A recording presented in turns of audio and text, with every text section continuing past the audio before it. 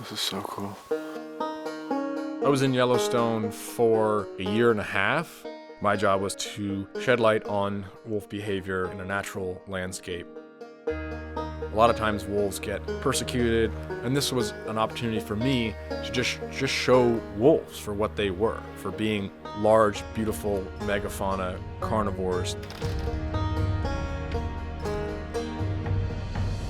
Being there for as long as I was, inherently you're going to see so many different unique wildlife events.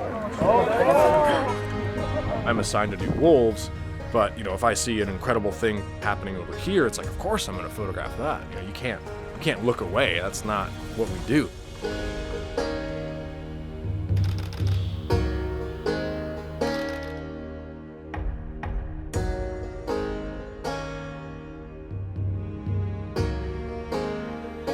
There's a huge aspect of life and death in Yellowstone. It's always a bit hard when you're an empathetic human to see an animal suffering. This little elk calf that's like fresh to the world, and look at all these animals around me, and then it's like, welcome to reality. Now you're food for wolf pups.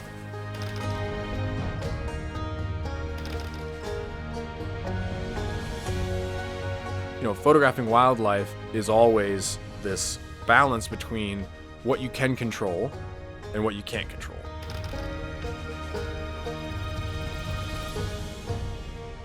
You can't talk to animals. What do you think she's doing?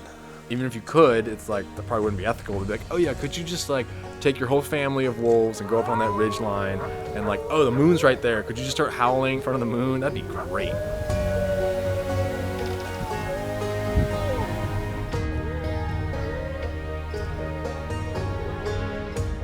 Setting up camera traps becomes a little monotonous, and so sometimes you pretend to be whatever your subject is, whether it's a wolf or a bear, and you kind of goof around and lighten it up. But a lot of the work that I did ended up being skiing around, snowshoeing around in the backcountry trying to get close to the wolves. Being out there and being by myself, you kind of worry about being a bear snack as well. But thankfully, I had a lot of training informally growing up. My brother and I had to walk 1.5 miles to the bus stop. The way back was always this big explorer adventure session where we'd walk on the frozen brook and hopefully fall through. That wasn't so bad. Being self-sufficient was a big part of our childhood, and I didn't realize how much I'd use it now as an adult because, there's definitely some risks involved. But the whole goal is to make pictures that people haven't seen before, and inherently that means pushing boundaries. If it was easy, somebody else would have probably done it.